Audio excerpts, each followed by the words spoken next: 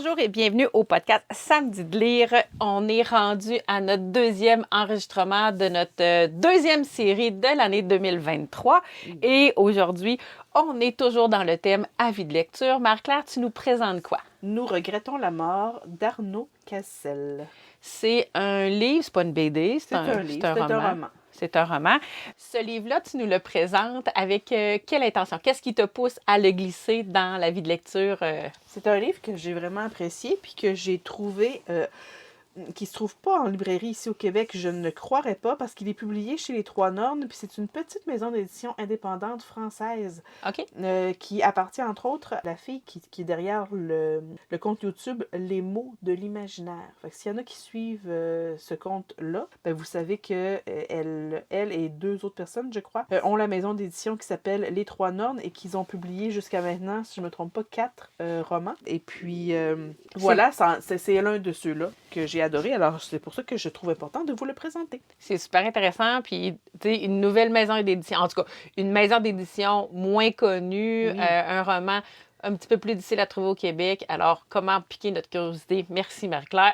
Ça me fait plaisir. T'es toujours là pour ça. Oui. Et avant que tu t'en ailles dans le détail et le côté plus profond de cet avis de lecture-là, bien moi, j'invite nos auditeurs à vous abonner, partager, commenter et aimer nos différentes publications, nos différents réseaux sociaux. Podcast Samedi de lire. Pour moi, c'est tout simplement Véro. Et moi, c'est la raton liseur sur Instagram.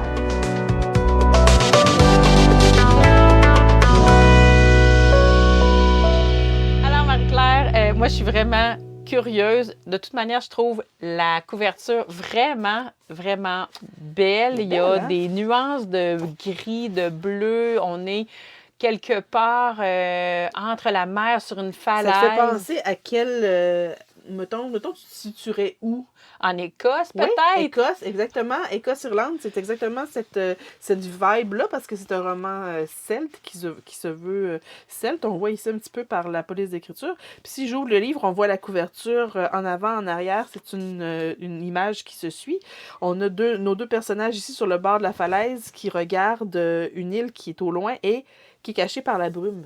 Ici, derrière. Ah oui, absolument, tout à fait. Il y a une brume. Alors, c'était un moment peut-être un petit peu plus complexe pour vous, chers auditeurs, de suivre, mais n'hésitez pas à aller voir. La couverture, allez googler la couverture de Nous regrettons la mort, vous allez voir de quoi on parle. Sinon, allez sur ma page Absolument. Instagram, vous allez voir, j'en ai fait un avis lecture il n'y a pas si longtemps. Ou sur la chaîne, ou sur ma chaîne YouTube, aussi. Le dessus du livre va être... La couverture est ici. Pour le parce podcast. que maintenant, vous pouvez aussi écouter le podcast sur YouTube, sur le compte de Tout simplement Véro. Pour ceux qui aiment avoir une façon peut-être alternative, qui ont de la difficulté à des fois télécharger le podcast, parce qu'on est sur... Anchor FM, Spotify et Balado Québec. Balado Québec. Bon, voilà, c'est ça. Alors, on entre dans ce roman-là, dans un roman fantastique. OK. On est quelque part, on est dans un univers évidemment imaginaire, mais nous, ça nous rappelle l'Écosse ou l'Irlande. Alors, il y a vraiment des racines celtes là-dedans. Notre protagoniste, elle a une belle chevelure rousse. Alors, ils vivent sur une île, balayés par les vents, par la mer. On est vraiment là-dedans. C'est bien écrit. Liquidité dans mon corps. Oui, c'est ça, exactement. Puis on porte un gros chandail d'Hélène. C'est ça, exactement, dans le fond, l'ambiance que l'auteur veut nous proposer, nous partager. Ça parle de quoi exactement, ce livre-là? Là, je t'ai dit tantôt sur la couverture, il y a une jeune fille, puis il y a un vieux monsieur. Qu'est-ce que ça vient faire là-dedans? OK. Je commence au début. D'abord, c'est dans ce monde, dans cet univers, les gens ne peuvent plus mourir. Ah! Okay. Hey, wow! Je trouve ça super intéressant! Oui, OK. Dans le fond, c'est qu'il existe des sorcières qui possèdent de la magie, qui sont capables de manipuler, si on veut, le flux de magie, qu'on appelle ici la Vivicia, qui ressemble vraiment franchement à Vivacia, c'est le nom d'un des vaisseaux dans des bateaux dans mes romans de l'Assassin Royal, bref. Je divague. C'est pour ceux pour qui ça dit, des fois, il y en a qui vont dire, oui, en Vivicia, oui, Vivacia. Oui, bon, Vivicia, c'est le flux magique. Les sorcières vont utiliser la magie à bon ou à mauvais escient, ça c'est selon la personnalité de chacun, mais il y a de cela très longtemps, quelques plusieurs années, une sorcière a décidé, elle, je vous explique pas pourquoi parce qu'on va le voir dans le roman, mais de supprimer la mort, donc d'empêcher les gens de passer de vie à trépas. Mais ce que ça fait, c'est qu'une fois qu'on meurt de façon naturelle ou accidentelle, donc on revient sous forme de mort-vivant un petit peu. Hein? Fait que c'est pas chic. Donc, on n'est plus ce qu'on était. Notre âme n'existe plus. Nous ne sommes que des carcasses de chair qui souhaitons attaquer attaquer, manger. On n'est pas gentil, là. On n'est pas chouette. Ah, c'est pas une version cool du personne ne meurt. C'est pas je ne meurs pas, Non. c'est je meurs, mais je ne meurs pas vraiment. Ouais, je ne vais pas dans l'au-delà, tu sais, tu vois, mon âme ne trouvera pas le repos, mon corps non plus. Bon, à la suite de ça est né un ordre, l'ordre du Grand Œil. Donc, c'est un culte religieux très important qui veut diriger, si on veut, l'ensemble des humains. C'est un culte qui recrute beaucoup de personnes, beaucoup de femmes, de jeunes filles qui vont devenir des religieuses, pour qui la mission sera, dans le fond, de tuer toutes les sorcières qu'elles vont rencontrer. Puisqu'il y en a une qui a commis un impair, c'est fini. Fini. Plus de magie, on tue toutes les sorcières. Elles sont formées pour ça. Elles ont trouvé, entre autres, que la façon la plus simple de se débarrasser des morts vivants, si on veut, c'est de les noyer. Parce que, on les noie, donc leur corps, leur carcasse disparaît dans l'océan, mais leur âme, si on veut, leur fantôme, revient à la surface, est capable quand même d'attaquer. Ils se promènent donc sur l'eau, mais puisque l'océan est salé et le sel a un effet corrosif, si on veut, c'est ça, de garder les fantômes et ces esprits-là là, éloignés. Bon, on s'entend que l'océan maintenant est peuplé d'âmes malfaisantes. Fait que naviguer sur l'océan, c'est rendu quelque chose de pas très facile, pas très sympathique. Il est aussi advenu, au même moment que les humains ont arrêté de mourir, une brume impénétrable, une grande brume qui encercle les îles. Puis là, nos protagonistes vivent dans un archipel où il y a 7 ou 8 îles, en tout cas, quand même des grandes îles, mais on voit pas. On les voit pas parce qu'il y a une brume constante. Donc, ils vivent dans un environnement stressant, épeurant, décourageant, parce que là, quand ton proche meurt, tu sais qu'il va falloir que tu te débarrasses de lui d'une façon assez horrible.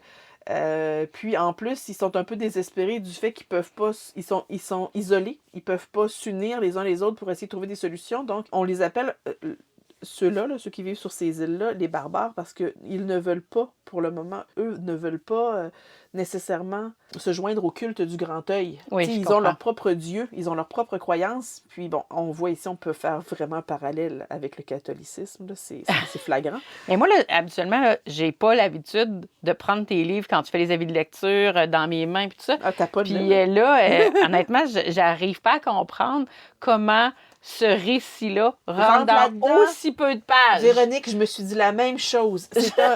OK, écoute, faut que je vous le dise à tous, là. C'est un roman qui fait 224 pages, puis là, je suis même pas rendue à t'expliquer ce que vont faire nos je comprends. C'est un roman qui fait, on va dire avec l'épilogue qui dure. L'épilogue, là, c'est... OK, non, quand même, il y a quelques pages. Bon, on va dire qu'avec l'épilogue, on est à 228 pages. Fait que c'est un très petit roman, là. C'est un très petit roman. Bon, OK, les pages sont bien remplies. Elles commencent vraiment du haut et se rendent vraiment jusqu'au bas. Il y a plusieurs... les chapitres se succèdent assez rapidement.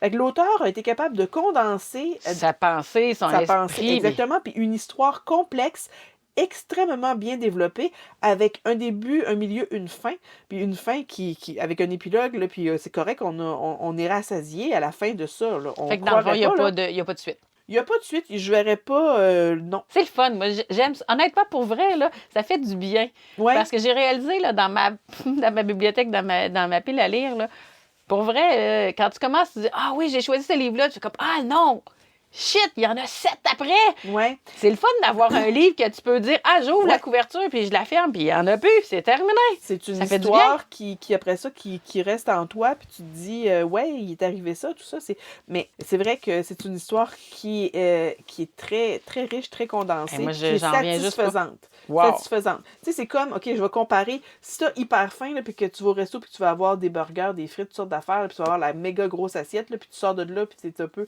Mais aussi, tu sais, dans Le Seigneur des Anneaux, là, ben, chez les elfes, il y a les petites barres, là, les petits pains, là. Tu sais, Oui, minuscules, oui, là. oui. C'est petit, là, mais ça te remplit, là, ça te bourre, puis c'est plein de bons nutriments pour toi, là. Puis bon, ben, c'est exactement ça. C'est à ça que ça me faisait penser tout au long de ma lecture. Je me disais, je suis en train de bouffer C'est pas quelque un chose. buffet littéraire. Non, C'est exactement. Je suis en train de bouffer quelque chose qui est de qualité, qui est vraiment... Eh bien, tout est là, là. Il n'y a pas de longueur. Donc, on comprend qu'il ne peut pas avoir vraiment de longueur dans un si court roman. L'action, donc, elle est soutenue.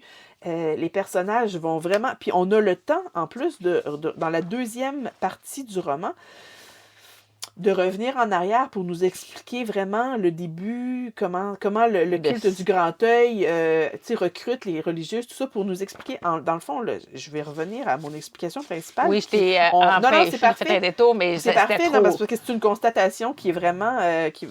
ça nous saute aux yeux. Absolument. Soit c'est vraiment poche, puis il se passe pas grand-chose, soit c'est extraordinaire, et puis là, on est plus dans l'extraordinaire. OK. On a l'histoire d'une jeune fille qui s'appelle, attends un petit peu que je regarde derrière pour me rappeler, Sœur Maagartha. C'est pas son vrai prénom, son prénom de naissance, ça en est un autre, mais là, c'est le nom qu'on lui a donné. Ah, c'est Fainella. On sent que c'est des noms celtes. Hein? Oui. Moi qui ai appelé ma fille Moira, là, ça venait vraiment me rejoindre, ces noms-là. Et puis, alors, on va avoir un vieux monsieur qui s'appelle Kailan. Ça s'écrit Callean. Fait que là, c'est Kailan. Je sais pas exactement comment le prononcer, mais moi, dans ma tête, je le disais Kailan. Puis la jeune fille, Fainella. Bon, alors, quand elle est humaine et jeune fille, mais quand elle est sœur sous le... du grand œil, c'est sœur Maagartha. Donc, elle retourne sur son île natale parce qu'elle doit aller tuer elle-même une des dernières sorcières qui persistent, qui reste à éliminer. C'est une sorcière qui vit sur une des 7 îles de son archipel, de son île de naissance. Elle ne vit pas exactement sur son île à elle, mais sur une île qui est proche. Et elle sait que pour pouvoir se rendre sur cette île-là, elle va devoir naviguer en bateau, puis c'est difficile maintenant de naviguer en bateau, donc elle va devoir demander l'aide d'ancien marin, qui était marin, lui, avant que tout ça commence, puis que, bon, c'était son travail, fait qu'il a gardé quand même ces aptitudes-là, qui se trouve à être son voisin, le voisin de sa famille, du temps où elle vivait là, et c'est devenu maintenant un vieux fromager. Fait qu'il est dans, on dit vieux, il est dans la soixantaine, là, bon, on dirait qu'il est moins en forme qu'elle, on va dire. Mais elle a besoin de lui. Puis la particularité, c'est que, ben en fait, pour cet homme-là, comment elle va réussir à le convaincre de l'accompagner, parce que lui, il n'y a pas d'intérêt à la suivre là-dedans, là, c'est dangereux, puis il n'a plus envie de naviguer, c'est qu'il était autrefois amoureux, fou de cette femme qui est devenue sorcière. Fait que c'était son amour de jeunesse. Oh! Elle le sait. Fait qu'elle joue avec ses sentiments, puis elle lui dit, ben, tu sais, je vais aller la tuer, mais je te permets de m'accompagner pour la voir une dernière fois avant que je la tue. Wow! Donc, sur ces belles paroles, il décide de l'accompagner. Ainsi commence cette épopée, vraiment, cette union très atypique, très inattendue. Ils s'en vont ensemble, donc, naviguer. C'est difficile, évidemment. Là, puis il va y avoir des combats, il va y avoir des noyades parce qu'ils vont rencontrer des gens, des morts vivants, tout ça. Il va y avoir tout ça. Là. Ça va vraiment nous expliquer, on va vraiment comprendre comment ils vivent, ces gens-là. Tu sais, elle, dans le fond, ah oui, j'ai oublié un détail, c'est qu'elle se rend sur l'île pas seulement pour ça, mais également sa mère vient de mourir. Puis il faut qu'elle assiste à sa non-mort, si on veut, on appelle ça la non-mort, et c'est elle qui doit la noyer. Fait que, tu sais, elle est devenue froide, rigide, parce que maintenant, c'est une sœur qui fait partie d'une organisation qui ont vraiment pas de cœur, là, d'un culte, je vais dire. Mais quand même, sa mère, ça vient la chercher un petit peu, puis, tu sais, la voir revenir sous forme de mort vivant... ça doit pas être cool. Pas sympathique, non. Fait que là, ça la turlupine un petit peu. Fait que donc, on va avoir aussi, c'est son allégeance tout au long du roman. Est-ce qu'elle va vraiment rester vraiment ancrée avec ces espèces? Parce qu'elle a été formée depuis l'âge de 7 ou 8 ans.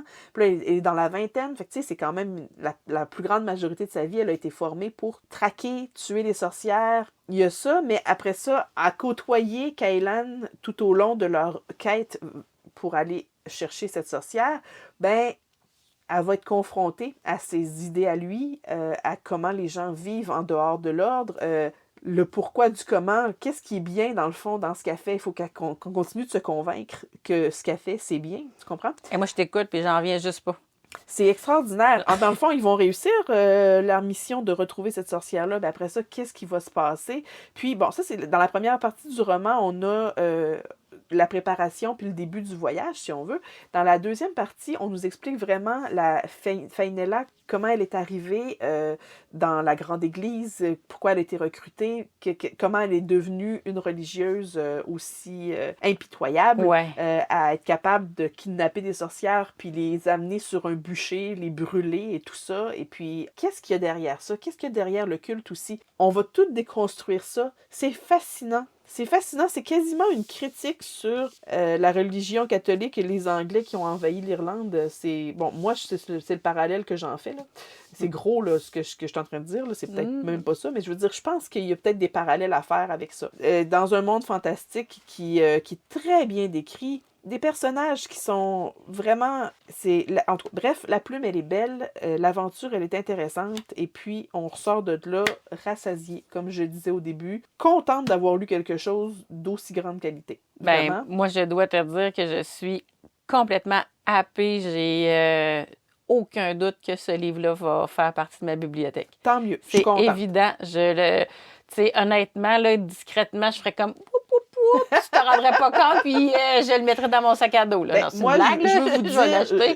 dire, en fait, c'est ça que je voulais, pas terminer, mais en tout cas, oui, terminer en vous enlignant, dans le fond, en vous disant comment est-ce qu'on peut se procurer ce livre-là. C'est pas sur l'Ireka, c'est pas sur les libraires, c'est vraiment sur le site des Trois Nornes. Peut-être qu'on le mettra... Ah oui, absolument, je pourrais le mettre en lien. C'est la première fois qu'on va faire ça, vous faire un lien vers un livre, mais c'est parce que tous les autres étaient facilement achetables, c'est facilement trouvable. Alors celui-là, c'est vraiment sur le site des Trois Nornes. C'est en France. Moi, je suis au Québec. J'ai réussi à me le commander sans problème. J'en ai commandé 2 livres tant qu'à faire. Le deuxième, c'est ici, regarde, Les Objets Maudits. Fait que il fera... il n'est pas encore lu. La couverture est belle. On me l'a vendu comme étant un petit peu... des objets ensorcelés qui ont leur vie propre, qui ont leur mémoire. Regarde, la couverture est belle, hein? Absolument, tout à fait. Les objets maudits faisaient partie de ton envoi quand tu as... Ben, pas de ton envoi, mais commandé 2 romans. De ta commande. Exactement. Mais quand je regardais le catalogue, tout m'intéressait, là. Allez faire un tour sur leur site internet, les3nornes.fr. Puis vous allez voir que commander là, c'est vraiment très facile.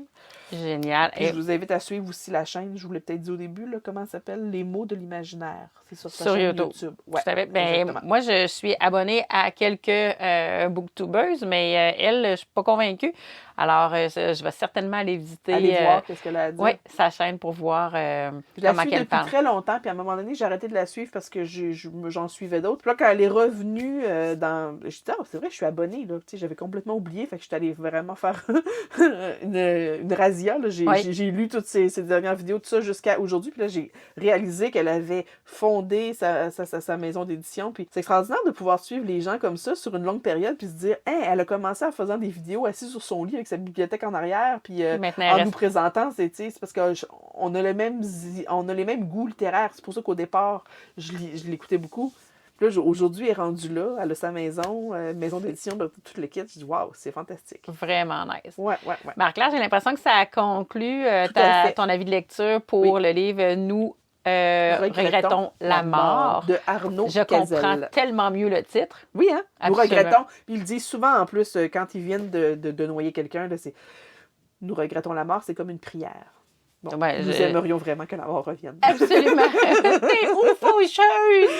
Oui. Puis, mais c'est ça, alors, dans le contexte où on s'en va vers la fin, est-ce que tu as ton traditionnel mot de la fin? Faites comme moi, allez voir sur Ulule ou allez voir sur il y a beaucoup de sites où on peut financer des petites maisons d'édition comme ça qui veulent sortir des livres. Puis ça vaut la peine. Faites le tour. Faites le pas. Ben moi, je vais emboîter dans ton mot de la fin en disant que ne pas juger un livre sur son épaisseur. Vraiment. C'est bon, moi, je suis tout à fait là dans le sens où...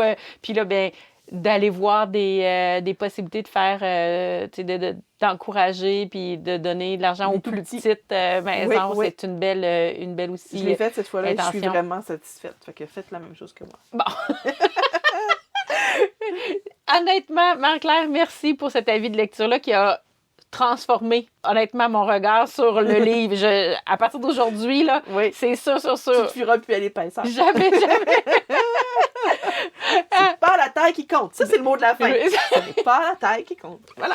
Sur ces belles paroles, je vous souhaite à tous de passer de magnifiques moments, de très belles journées en compagnie des mots. Mais juste avant de vous laisser, je vous invite de nouveau à vous abonner, partager, commenter et aimer les différents réseaux sociaux pour le podcast Samedi de lire. Mes réseaux sociaux à moi, tout simplement Véro. Et toi, Marie-Claire? C'est la raton liseur sur Instagram. Au plaisir de vous revoir ici ou ailleurs. Bye bye!